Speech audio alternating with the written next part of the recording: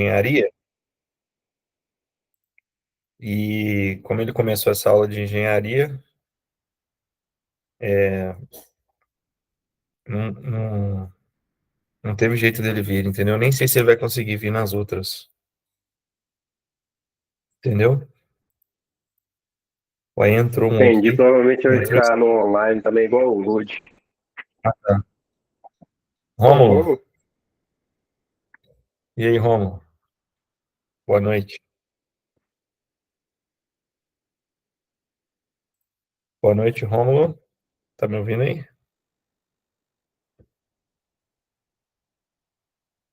Entrou mais a Thaís aqui. Algumas pessoas que estão entrando, Márcio e Marcos, né? Vocês não conheciam a, o, só da catequese da Bianca. isso, exatamente. Lá no grupo Pescadores, né? a- Isso. Tem alguns pais que talvez não consigam ir lá na formação presencial. Aí eu passei para a Bianca a possibilidade delas acompanharem, dessas pessoas acompanharem por aqui. Ô, Igor, tudo Oi, bem? oi Thaís, tudo bem? Deixa eu Bem-vinda. só te... Obrigada, deixa eu só te perguntar uma coisa. A hora que fala pais, é pais homens ou pais e mães? Pais e mães. Ah, tá. Que eu falei, gente, vai que eu tô na reunião que é só dos pais.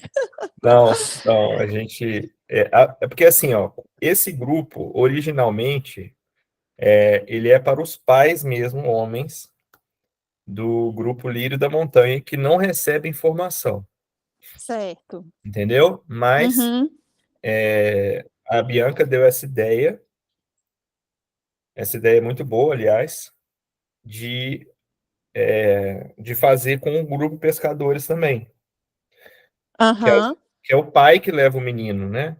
Sim. Normalmente. Pois é. Então, Então a será que mãe ela fica. achou que aqui era só os pais também? Às vezes, se eu ficar aqui, vai ser ruim, Não, né?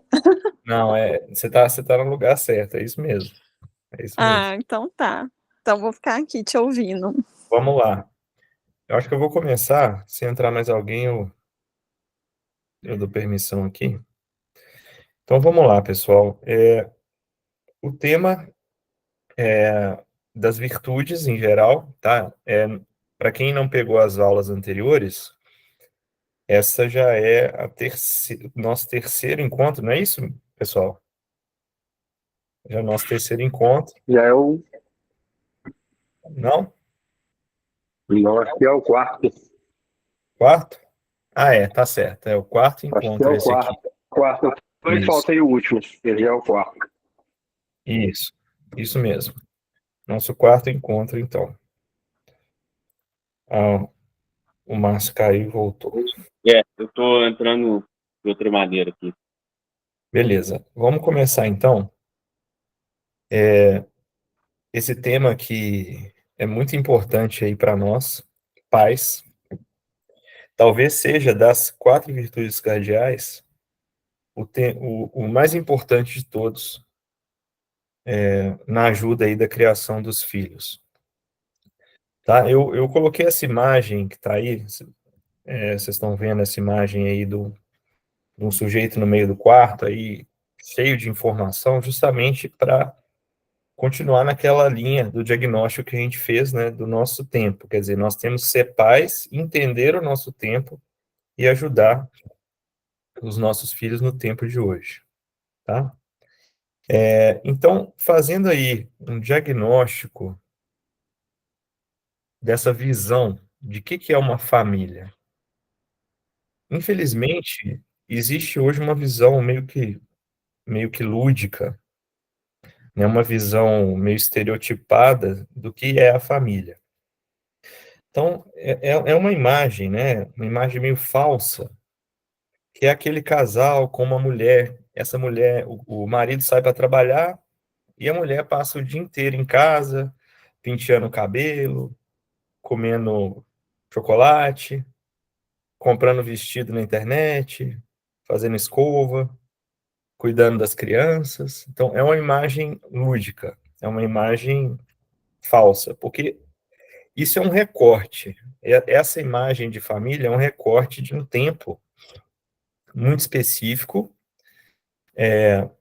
ali do início do século XX, feito pela literatura, pelo cinema, pelo teatro, retratando a família burguesa da época, que era o que as pessoas queriam saber, né? Ninguém queria saber lá da família pobre, que a mulher tinha que trabalhar, o marido tinha que trabalhar, os 9 filhos tinham que trabalhar. Ninguém queria saber disso no cinema.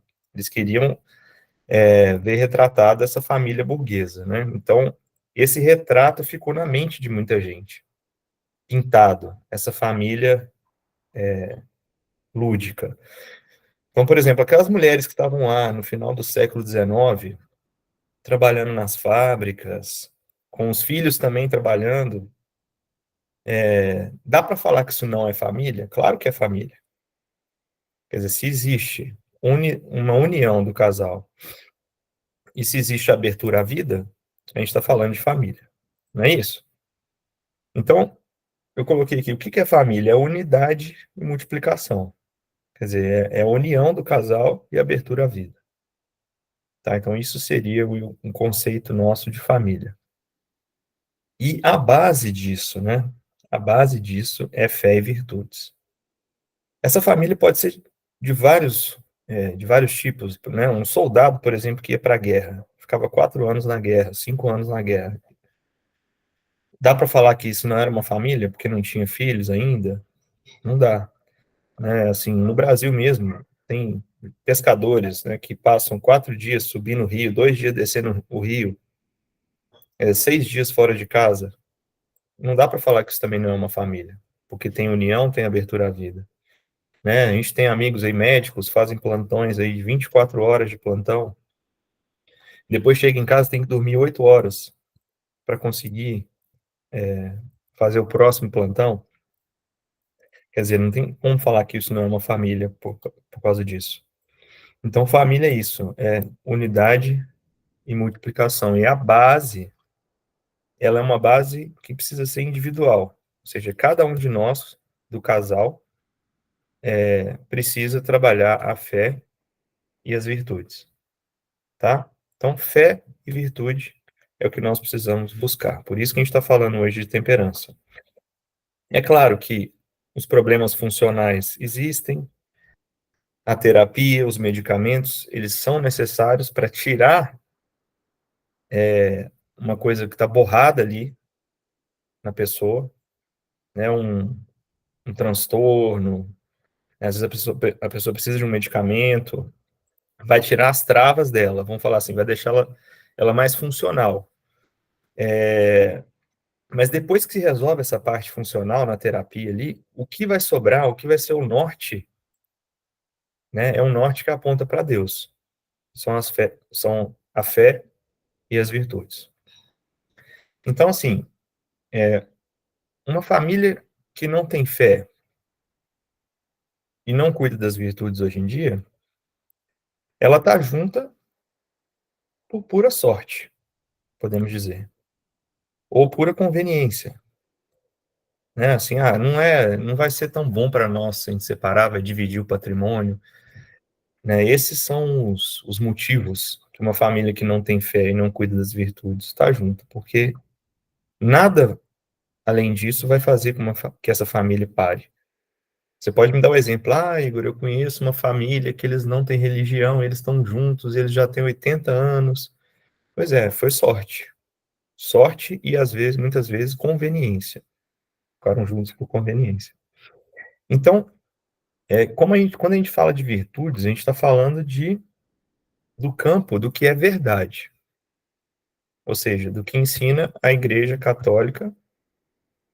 E fora disso, seria mentira, as variações heréticas, né, o ateísmo, o materialismo, o marxismo e outras ideologias. Tá? Todo o resto vai estar no campo do que é melhor e pior. Então, por exemplo, se eu vou fazer escola convencional, vou colocar meus filhos na escola convencional ou no homeschooling? Eu vou trabalhar em casa ou vou ter emprego formal? A mulher vai usar maquiagem ou não vai usar maquiagem? Vai usar vestido ou vai usar calça? Né? Eu vou ser de esquerda ou vou ser de direita? Isso é discutível. Isso está no campo do que é melhor e pior. As virtudes não. As virtudes estão no campo do que é verdade. Então, qualquer pessoa que achar que essas coisas, né, ser de direita, ser do partido X ou Y, ir numa missa X ou Y, é a verdade, na verdade, ela está sendo militante. Ela está militando por uma coisa, colocando alguma coisa no lugar da verdade, no lugar de Deus. Então, o papel da educação, como está aí no tópico, ele é ensinar o que é verdade, não o que é melhor e pior, tá? A escola, ela vai fazer o quê? Um ensino técnico. E os pais ensinam o que é verdade, o que é mentira para os filhos, né? É claro que colocar toda a culpa nos pais e nas mães é um pouco de covardia, a meu ver, porque a igreja também perdeu muito esse papel, né, de ensinar. Ela tem os meios, ela tem a tradição, ela tem as pessoas para isso. E Cristo, ele não liderou com seu exemplo. Cristo não era uma ONG. Ele liderou com o discurso. Quer dizer, ele era operativo. Ele era um gerente ativo. Né? Quer dizer, qual foi o exemplo que Jesus deu? Realmente, Jesus era um exemplo. Mas não foi isso que moveu os apóstolos. Foi o discurso, ele fazia as pessoas se moverem para frente. Então, esse é o papel do pai. O papel do pai é ser o gerente ativo do lar. Né? Algumas pessoas gostam de falar o vigário do lar. Quer dizer, aquela pessoa que vai ajudar os filhos, vai ajudar a esposa a chegar nas suas maiores potências. Vocês estão me ouvindo? Sim. Sim, tá tranquilo. Beleza. Beleza, tá. Dá para ouvir. Vamos lá. Dando para ouvir. Então, vamos lá. Seguindo. Então, não se fala, não tem como a gente falar de família se a gente não falar de Deus. Quer dizer, como que eu não vou falar de algo que é anterior à família, que antecede a família? E a gente não pode ter medo de falar disso para as pessoas. Às vezes as pessoas elas têm medo de ser muito católicas ou falar coisas que são muito, muito de Deus para os outros, para os filhos até. Quer dizer, nós não podemos ter medo disso. Deus é anterior à família. Se você tira Deus, vai sobrar muito pouca coisa. Então, o problema aí também é que dentro da palavra família cabe muita coisa. Já foi corrompida essa linguagem do que é família. Então, o que deve ser realmente uma família? Nós já falamos anteriormente, é a união de duas pessoas para amar a Deus e multiplicar. Isso é a família. Ela não pode ser a união de 3 pessoas, de 4, com um cachorro, com a intenção de satisfazer só aquele desejo do baixo ventre ali. Só um desejo venéreo, digamos assim. Até aquilo ali acabar. Né? Até o tesão acabar, até o outro ficar feio, ficar fedido. Então, isso não é o conceito de família. E essa palavra família é usada para descrever tudo isso. Então, nós temos que usar a palavra família da forma correta. Então, esse problema também ele vem da corrupção da dignidade da pessoa e da própria palavra pessoa. Então, quando essa palavra pessoa ela vai se diluindo, todo tipo de corrupção vai acontecer. As grandes guerras, as escravidões, o materialismo histórico do marxismo, por exemplo. Né? Então, vão surgindo conceitos errados do que é a dignidade humana. Você vai colocar dinheiro onde não tem que colocar dinheiro. Então, sem o cristianismo, por exemplo, por isso que a gente não tem que ter medo de falar essas coisas, sabe?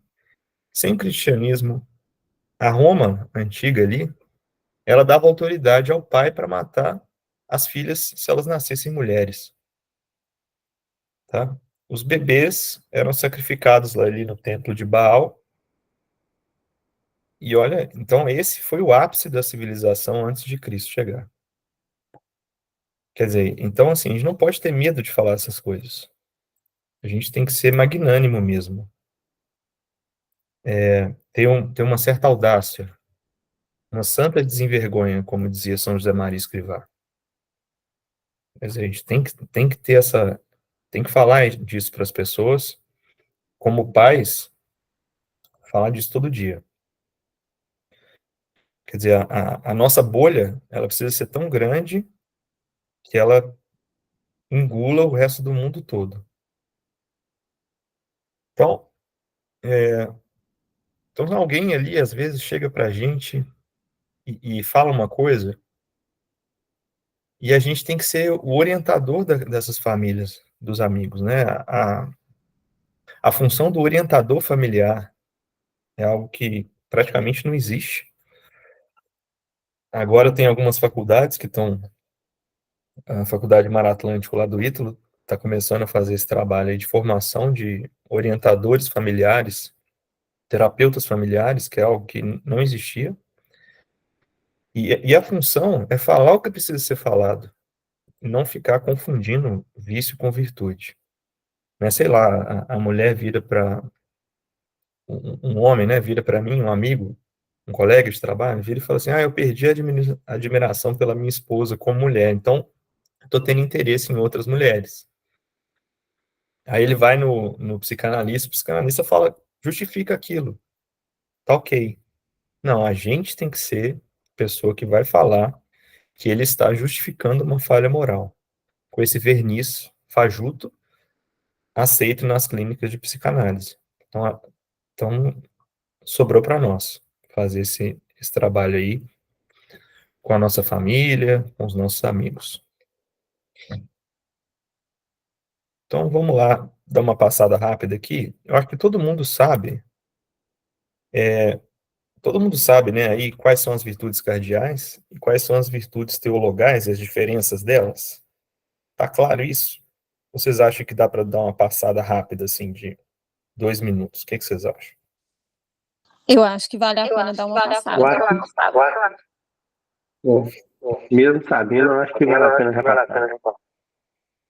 Tá bom. Pode passar. Vamos lá.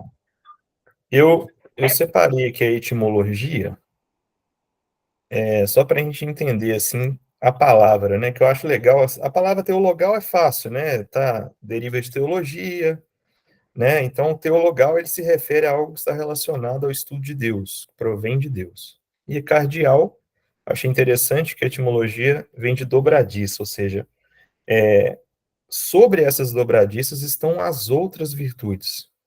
Então, todas as outras virtudes cardeais, que são deste mundo, ou seja, a gente está falando aqui de virtudes horizontais que a gente tem que usar nesse mundo mundano aqui. Aí a virtude cardial. Teologal seria o vertical, né? Teologal, para cima, para Deus. Então, as virtudes cardeais são 4: prudência, justiça, fortaleza e temperança, que é a gente está falando hoje. Tá? Não vou entrar no detalhe de cada uma delas, mas assim, as virtudes cardeais, então, elas são formas da gente viver neste mundo aqui, né? E elas são adquiridas através da prática desse desenvolvimento, desse caráter, da experiência, né, do nosso dia. Já as teologais, que é fé, esperança e caridade, elas têm Deus como origem, como motivo e como objeto. Elas não são conseguidas, a gente não consegue adquirir isso pelo nosso esforço humano. Elas são infusas na alma por Deus. Então, elas são consideradas essenciais para qualquer cristão. A gente tem que pedir essa virtude, tá, gente? Para Deus mesmo. Eu tenho que pedir todo dia. fé, esperança e caridade. Então, assim, na origem, as cardeais, elas são baseadas na razão. Então, eu posso cultivar as virtudes por hábito, já as virtudes teologais, não. Então, as virtudes cardeais, elas têm o objetivo de orientar as ações com relação aos outros. Tá? Com relação a gente mesmo, com relação ao nosso cotidiano. Então, e as teologais são a nossa relação direta com Deus. Então, eu tenho que pedir isso, tá, gente? Essas virtudes juntas, só essas virtudes juntas que vão conseguir formar uma base para a gente ter uma vida moral e espiritual plena. Tá tudo amarrado. Tá certo? Então, é um resumo rapidinho aí do que seria, então, virtudes cardeais e teologais. Bora para frente falar da nossa temperança. Vocês estão conseguindo enxergar alguma coisa aí? Ô, Arley, você levantou a mão aí. Você quer falar alguma coisa? Oi, Igor, eu levantei, foi sem querer, viu, cara? Pode tocar o barco aí. Tô escutando bem aqui, daqui, viu? Valeu. Falou. Então, vamos lá. Então, olha só que legal esse textinho aí, né? Usufruir dos bens com liberdade, sem permitir que nos dominem ou escravizem. Então, a temperança, na verdade, ela vai ser o quê? Ela vai ser uma harmonia interior que possibilita a gente escolher bem. Então, temperança, a gente tem que lembrar sempre de tempero, temperar. Eu me tempero das coisas e as coisas se temperam de mim. Então, sei lá, pensa aí num frango. Você vai fazer uma marinada com esse frango, né? Eu vou pegar lá um tomate, um pimentão assado, uma cebola assada, um alho assado, vou bater no processador, vou colocar em cima do frango, vou deixar aquele frango marinando ali à noite.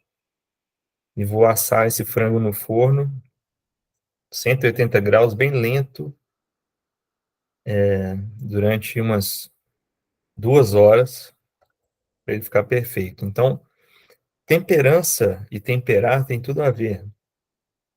Então, assim, se eu estou perto de algo, eu me contamino daquilo, eu me tempero daquilo, aquilo se tempera de mim.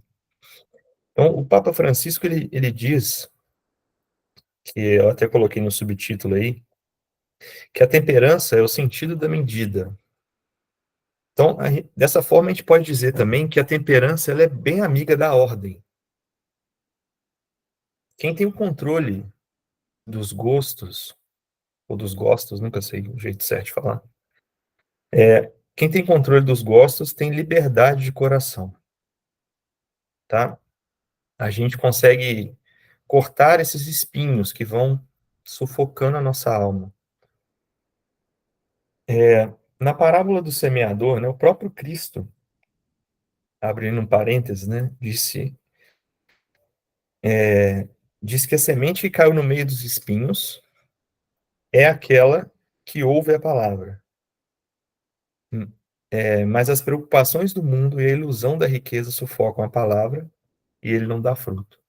Então tá aí, ó, o próprio Cristo falou da importância dessa virtude. Sem ela, não tem jeito, né? Nada vai para frente.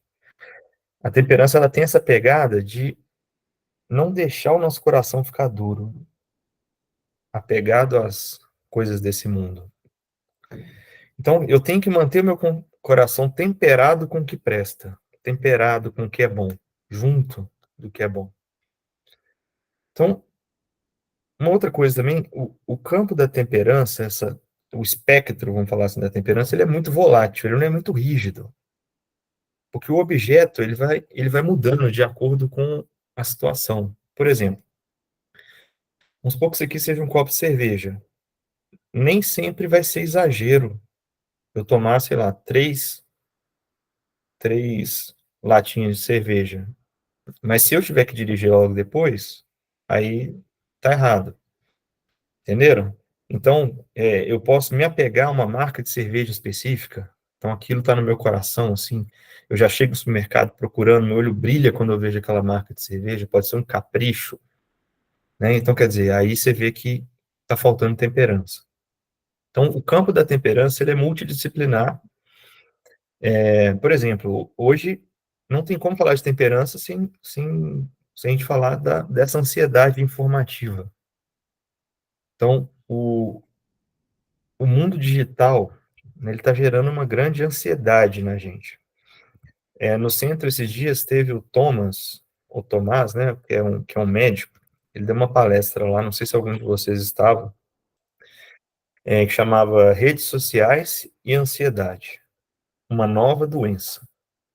Quer dizer, isso já é tratado nos estudos como uma doença mesmo. Então,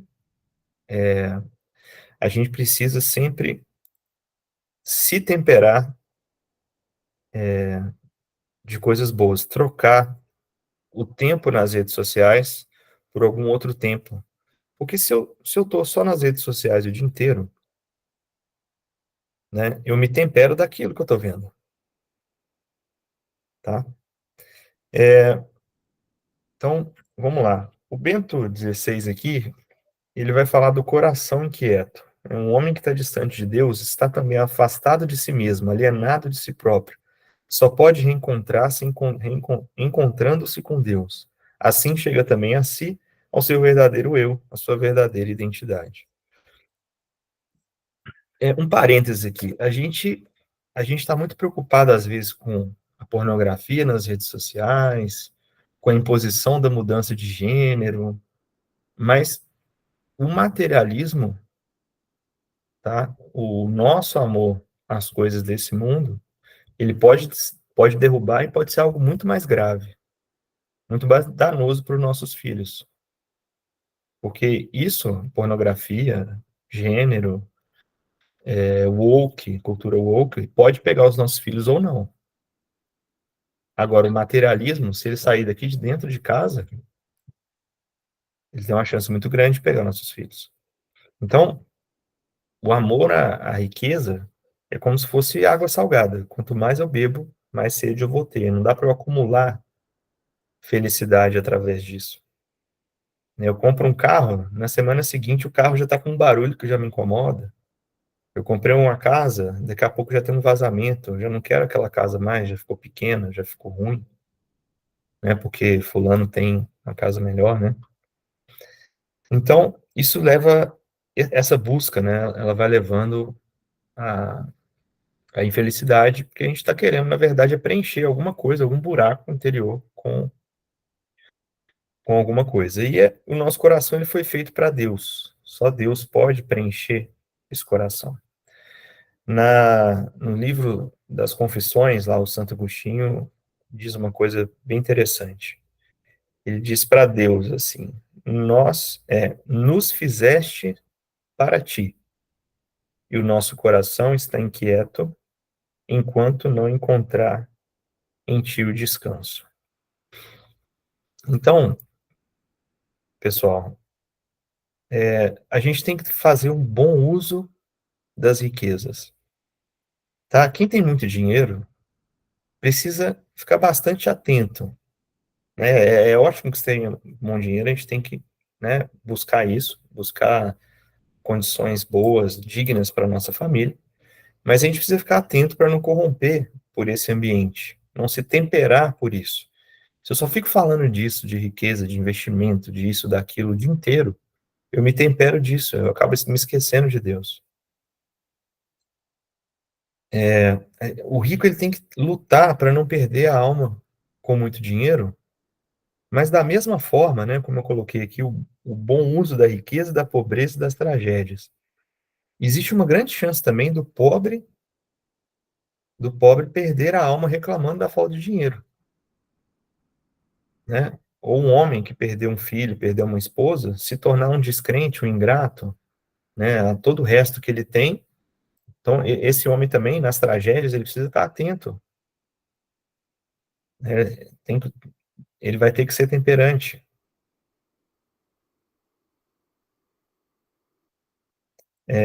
Então, aqui está uma frase do Javier Echevarria, foi prelado da obra. O dinheiro como poder, o sucesso profissional, o prestígio, é só um instrumento, olha que interessante, não deve se tornar um fim. Só Deus, a busca de sua glória, constitui o fim, o único fim, com maiúscula, digno do homem. Por isso, e não seria bom esquecer, o próprio Jesus, que louva o nobre uso das riquezas, reprova a atitude de um homem nécio, que ao receber alguns benefícios imponentes, não pensa nem nos outros, nem na sua alma. Então, uma coisa que cura isso, essa questão da riqueza, e desse apego às coisas, é a caridade. Tá? A solidariedade com os pobres, por exemplo, é colocada pela tradição como um antídoto para isso, para a gente conseguir usar a riqueza de uma forma ordenada. Da mesma forma, né, a gente tem que comer e beber razoavelmente. Então, Bento XVI de novo aqui, né? Jesus não é indiferente à fome dos homens, às suas necessidades corporais, mas situa tudo isso no contexto correto e confere-lhe a devida ordem. Então, vamos falar aqui do tempero novamente, aproveitar que a gente está falando de comer e beber.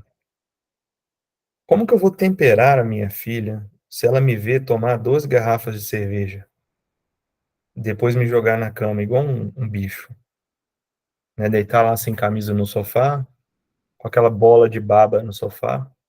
Como, como que a minha filha, como que eu vou temperar a minha família?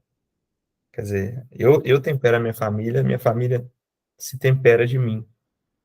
Então, quer dizer, não é razoável. Então, a gente tem que educar os filhos numa sobriedade, fugir também dessa mentalidade materialista, né? Essa delicadeza de alguns detalhes. Sei lá, vou pedir o prato mais barato, eu vou comer o menor pedaço de carne, o menor pedaço do frango, o pedaço do frango que ninguém quer o peito, todo mundo quer sobrecoxa, todo mundo quer coxa, asinha, ninguém quer o peito do frango assado. Não, deixa o peito comigo. Quer dizer, a gente tem que educar os filhos também nessa sobriedade. No caso das compras, a mesma coisa, né? Então, São José Maria fala em Caminho: contenta-te com o que basta para passar a vida sóbria e temperadamente. Então, eu realmente fazer essas perguntas para a gente mesmo, né? Eu realmente preciso, sei lá, do iPhone 4, 14, né? 15, sei lá, o novo. Não, pode ser, beleza, eu vou comprar o iPhone 15, mas eu preciso comprar o top de linha, preciso comprar o Pro Max Plus, né? Eu não posso me contentar com o mais básico, que tenha lá todas as funções. Eu preciso do carro top de linha. Eu não posso pegar ali um modelo abaixo, intermediário, que vai me trazer o mesmo motor, o mesmo conforto. Ah, não, mas esse tem um enfeite, tem isso e aquilo. Eu preciso almoçar todo final de semana no Madeiro, no Coco Bambu, ou eu posso variar e, de vez em quando, ir no restaurante da esquina, ali pertinho de casa. E, finalmente, aprender a não se zangar, ter empatia. O Sêneca, aqui eu não vou ler esse trecho todo aqui, mas o que ele está querendo dizer é o seguinte: a gente vai ficar furioso por causa da tosse de alguém, por causa do espirro de alguém, por causa de uma mosca, por causa de um cachorro, por causa de sei lá, um homem que nos fechou no trânsito. Quer dizer, se eu não sou temperante com isso, como que eu vou tolerar com calma as injúrias lançadas numa assembleia, né? Como que eu vou suportar a fome e a sede numa expedição militar, né? Então, assim, se eu não posso suportar a birra de um filho sem gritar mais alto, se eu não posso suportar um copo quebrado, como que eu vou superar as verdadeiras provações que eu vou ter? Elas podem chegar para qualquer um. Por exemplo, a pobreza, o martírio, a morte de um cônjuge. Quer dizer, a temperança, ela nos prepara ela nos mortifica para o futuro, né? Mortificar não é apenas deixar de comer uma coisa, né? Então, para nós cristãos, né, é deixar de dizer algumas coisas, é calar quando a gente tem vontade de falar, quando a gente tem vontade de explodir. Quer dizer, vamos temperar. Com o que que a gente está temperando nossos filhos? Com a nossa calma ou com a nossa ira? Né? Então, assim, eu posso temperar meus filhos, tudo bem, acontece, eu fico irado direto, assim, acontece uma explosão, assim, mas até o pedido de desculpas ele tempera, né? Então, eu me zanguei à toa com meus filhos, depois eu vou lá e peço desculpas, quer dizer, eu estou temperando eles, mostrando para eles que eu também sou falho, que eu estou buscando melhorar, que eu estou pedindo a Deus para deixar de ser irado, para deixar de ser preguiçoso, para deixar de ser soberbo. Quer dizer, é legal também que os nossos filhos nos enxerguem também dessa forma, né?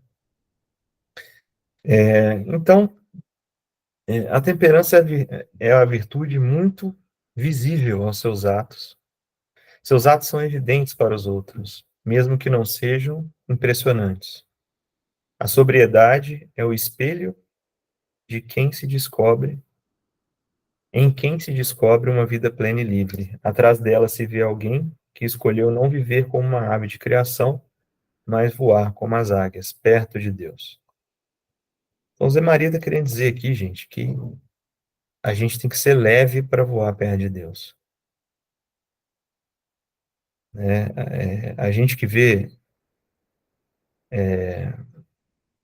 a, a gente, né, que viu aí para trás toda, toda essa força da temperança, um parênteses aqui, tá?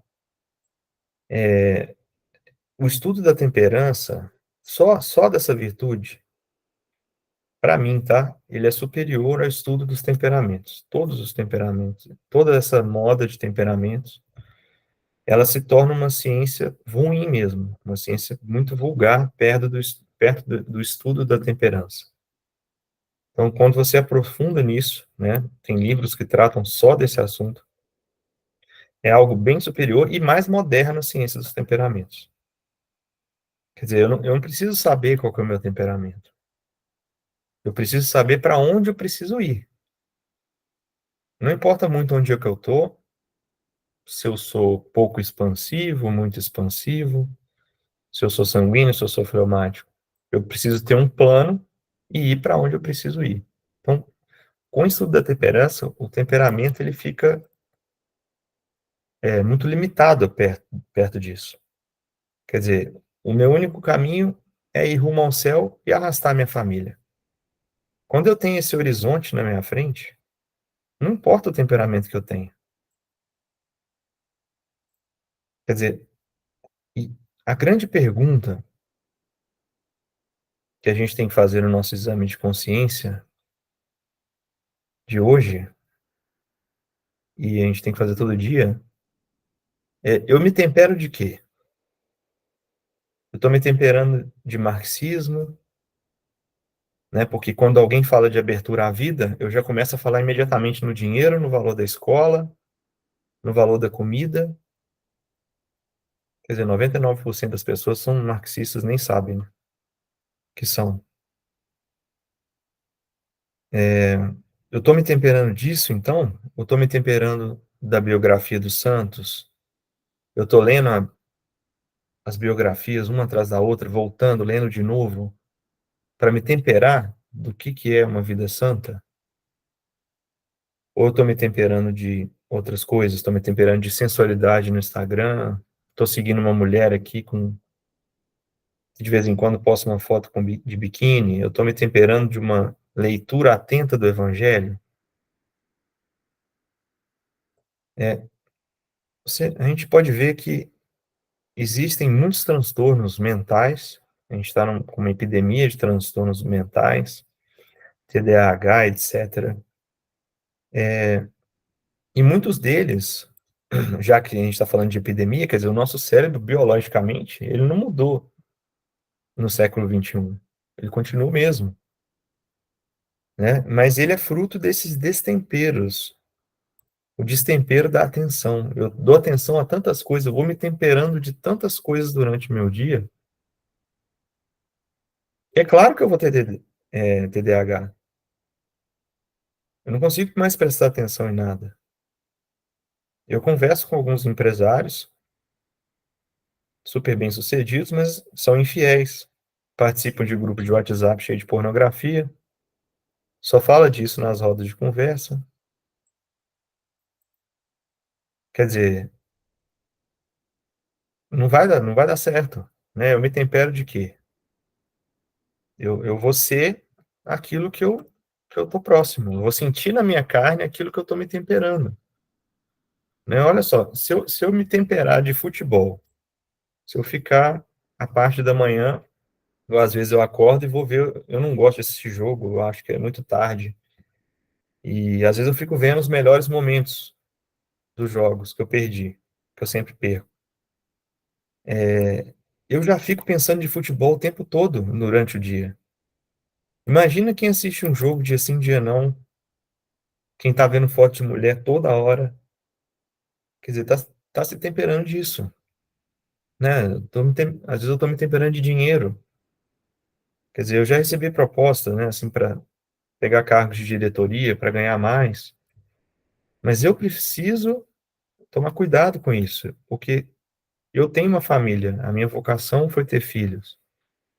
Então eu preciso me temperar dos meus filhos precisam se temperar de mim.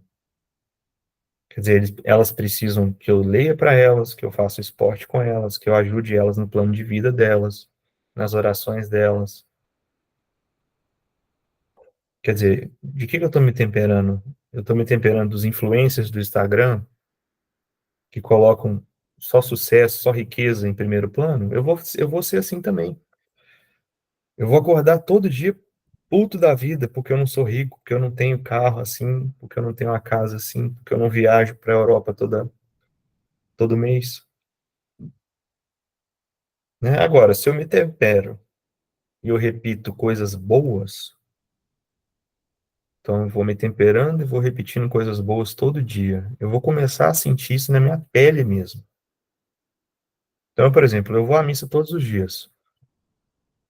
Então, como eu comungo, todos os dias eu tenho uma jaculatória que eu repito. Eu estou na fila da comunhão, eu já estou sentindo, antes de eu comungar, eu já estou sentindo a comunhão aqui na minha carne. Isso ao longo dos anos eu vou me tornando aquilo que eu estou me temperando. Eu estou lendo o Caminho em looping, eu nem sei quantas vezes que eu já li. Então, imagina só, se eu só me temperar dessas coisas boas, de boas conversas, se eu pensar todos os dias, acordar todos os dias pensando assim, o que que me falta para ser santo? É uma pergunta, né, que a gente pode se fazer aí. O que que me falta para ser santo? Como que eu vou melhorar na comunhão? Quer dizer, como que eu vou. Imagina só se eu todos os dias procurar entender um pouco mais o que que é a missa. Imagina como eu vou comungar. Imagina se eu fizer a leitura para o meu filho, para minha filha, praticar esporte com ele. Imagina isso ao longo de anos e anos. O tempero que isso vai dar. Que tipo de pessoa nossos filhos vão ser? Que maravilha. Então, as nossas necessidades, às vezes a gente cria necessidades que não existem, né? Elas nos deixam demorar demais nesses nossos amores vãos, nessas coisas que a gente acha que são importantes, né? E a gente deixa de lado as coisas que realmente são importantes. Nossos filhos, nossa esposa, nosso marido. Isso é uma loucura. Quer dizer, se eu me tempero de influência milionário, seguindo o plano deles, enquanto minhas filhas estão aqui implorando para eu temperar um pouquinho a vida delas, temperar comigo. Por quê? Elas estão sendo temperadas com quem? Com o professor de história, com o professor de geografia, com professor de inglês. E elas estão se temperando não só do ensino que ele está passando, mas da visão de mundo daquela pessoa. Então eu tenho que ocupar esse espaço como pai, tá? Existe hoje um desejo de fama muito grande, todo mundo quer ser famoso, todo mundo quer ser reconhecido. Isso é uma doença, tá, gente? Depois vocês podem procurar isso aí. O desejo de fama é uma doença. Então, qual que é a maior oportunidade da minha vida? Então, a maior oportunidade da minha vida é a Isabela, a Isadora e a Isabel. Então, todo o resto de livro que o mundo está me oferecendo não pode ser nada diante delas. Quer dizer, o influencer que fica lá no seu escritório na Avenida Paulista, está ficando rico. Já São José Maria ficava cuidando de doente, andando, a pé por Madrid, até o sapato abrir um buraco para atender as casas que ele atendia, para fazer as missas que ele tinha que fazer, para pregar os retiros que ele tinha que pregar. Às vezes pregava 2 retiros ao mesmo tempo. Então, eu não posso me temperar de influência, né? Eu não me tempero de influência. Eu passo mais tempo com São José Maria, eu tenho que passar mais tempo com o Padre Pio, eu tenho que passar mais tempo com Santa Teresa.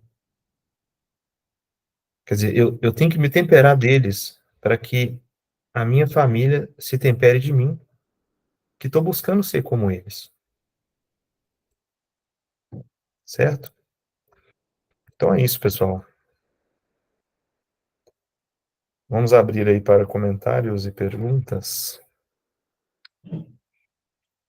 Alguém quer fazer algum comentário, alguma pergunta? Ô Igor, eu achei muito interessante sua palestra de hoje. Essa é a primeira que eu estou participando. Gostaria muito de ter participado das 3 primeiras ou 4 primeiras, mas, enfim, só tive conhecimento agora delas, né? Certo. Mas bem interessante a forma com que você coloca essa questão de temperança.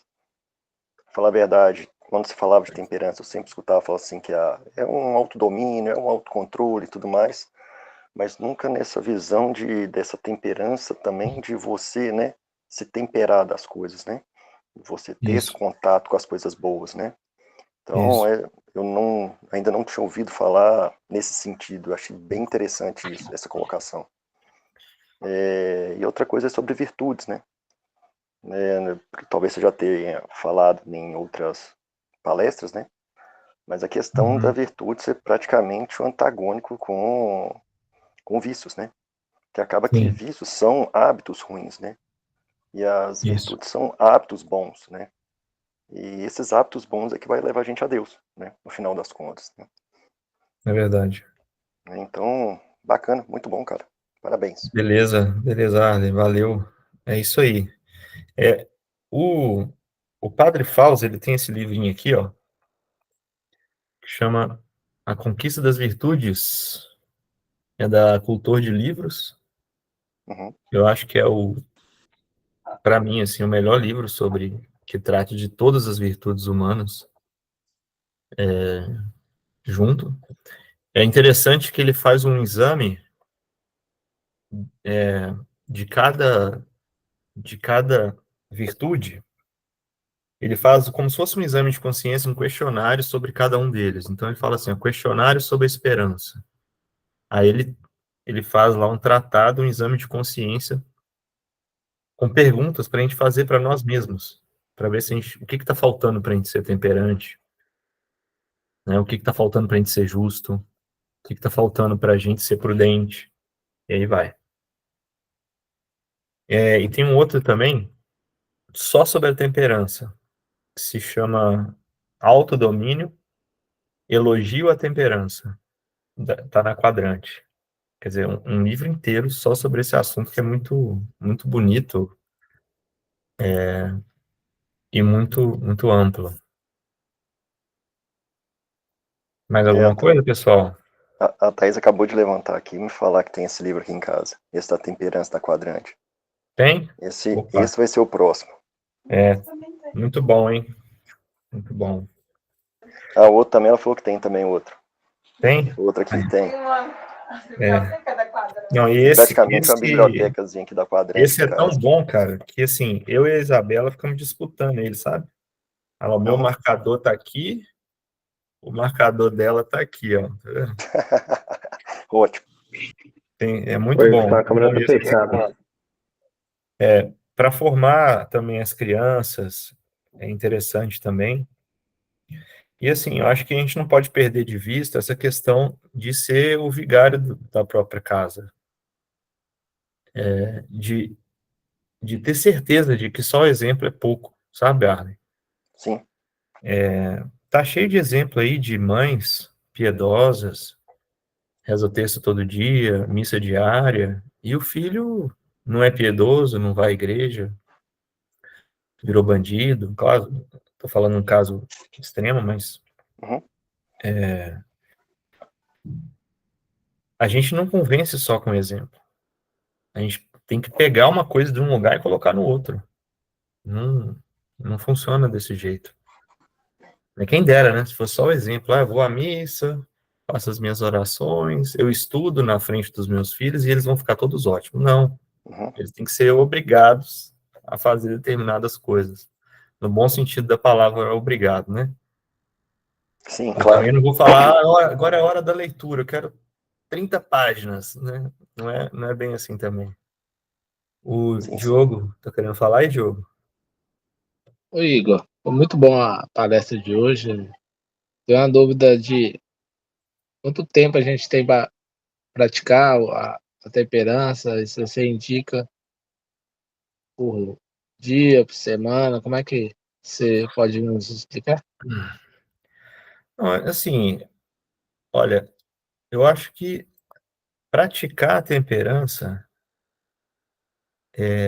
primeiro assim, é muita graça de Deus, porque nós somos decaídos, né? E nós somos pecadores, né? O pecado original está na gente, não tem jeito. Então, eu tenho que. Isso é luta diária, todo dia.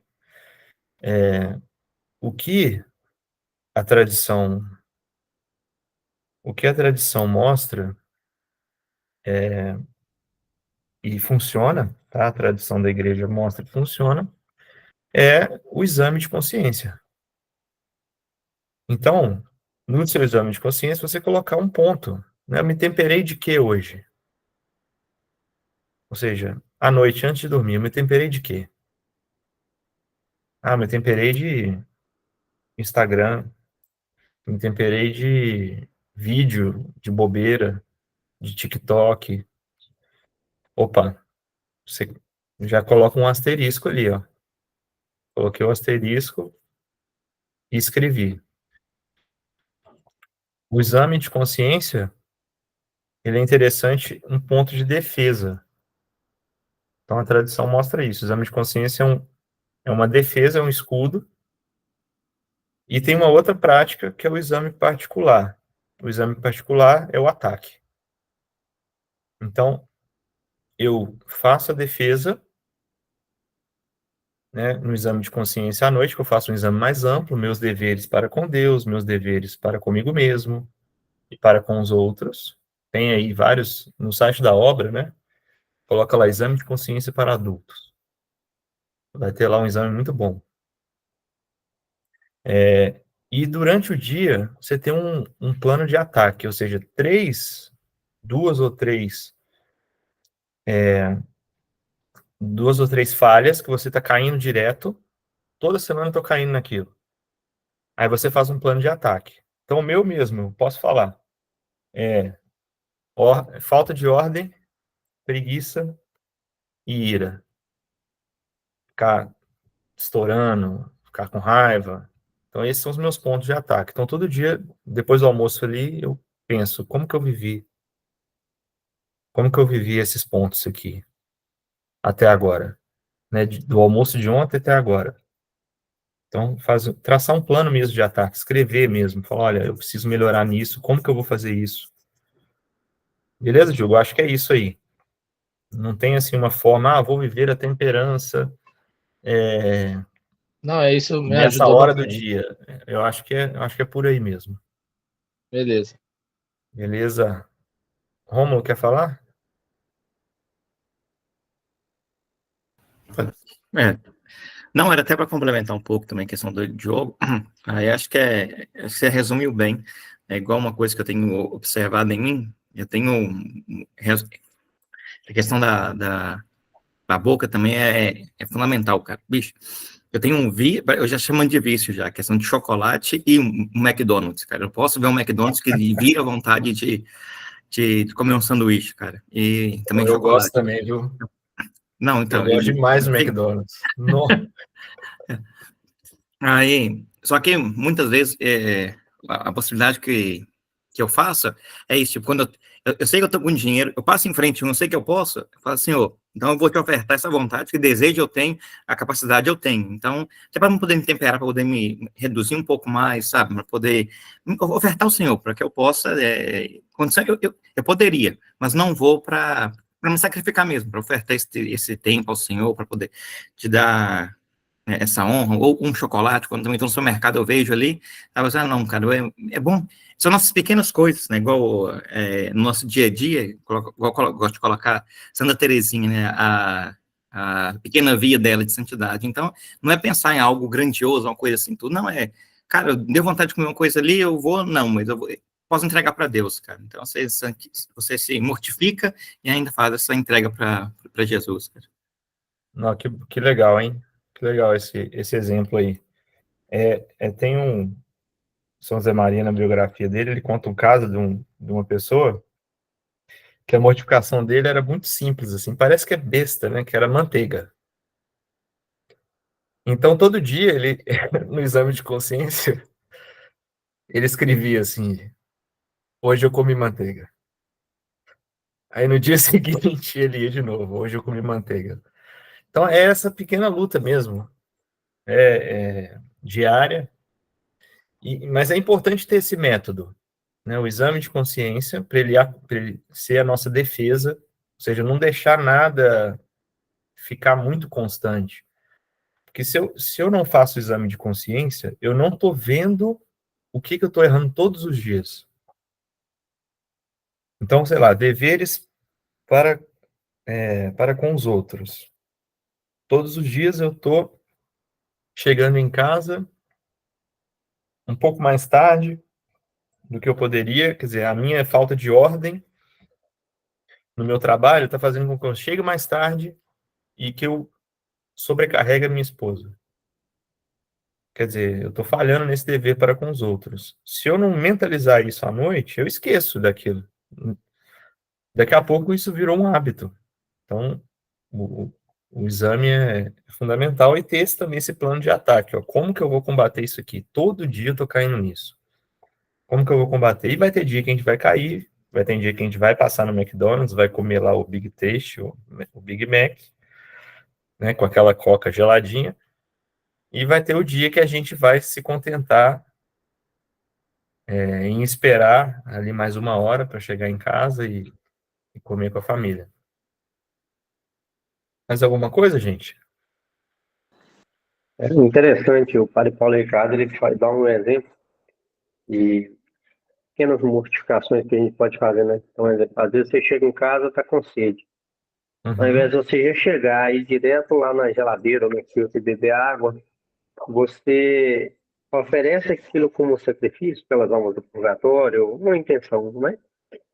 Olha E só que legal. você não bebe água naquela hora. Então, você vai no banheiro, você utiliza o banheiro, você lava as mãos, você vai no quarto, você faz alguma coisa, espera passar ali 2 minutos, e depois você vai lá e bebe a água. Então, às vezes, também é uma.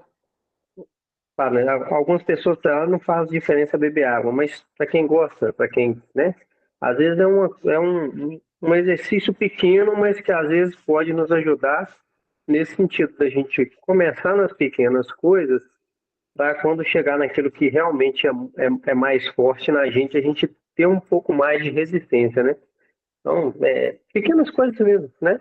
Seja igual você falou, Eu gosto muito de mexer no celular em determinado horário. Então, peraí, deu aquele determinado horário, não. Eu vou tentar aqui fazer 2 minutos sem mexer a mais aqui para eu fortalecer e depois.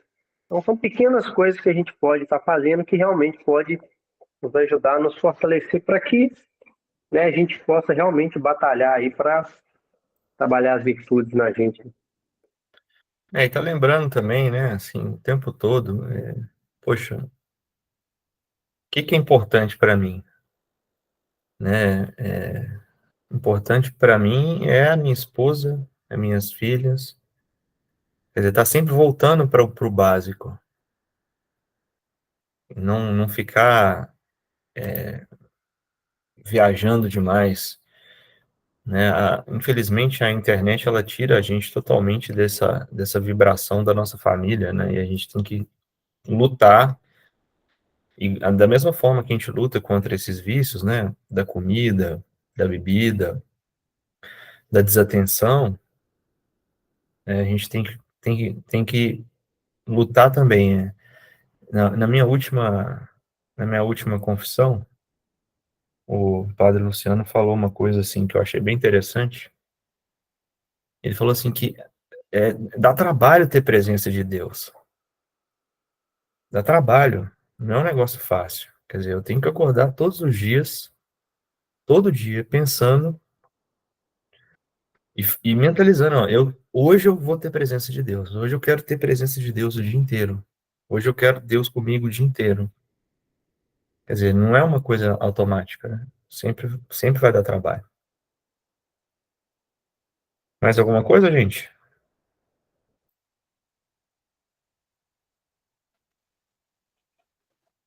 Então vamos encerrando.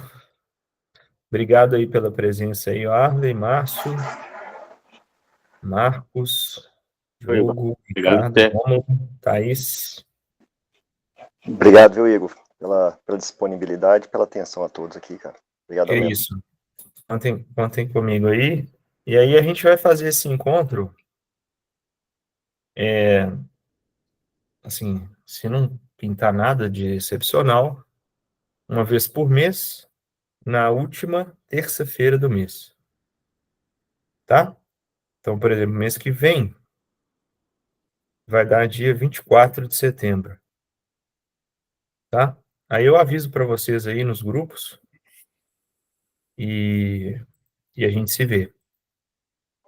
Beleza? Boa Beleza. noite a todos aí. Bacana. Obrigadão. Boa noite, noite. meus caras. Tchau, Beleza, tchau. beleza. Obrigado, gente. Boa noite. Boa noite. Só pedir Boa desculpa, noite. né? Tchau, tchau. Boa noite. Tive um probleminha Beleza. técnico ali na hora que eu fui ligar o computador, não conseguia colocar o microfone, nem a câmera aqui. Eu vi que você me chamou perguntando ali, eu Esquenta a não cabeça, consegui não. responder, cara.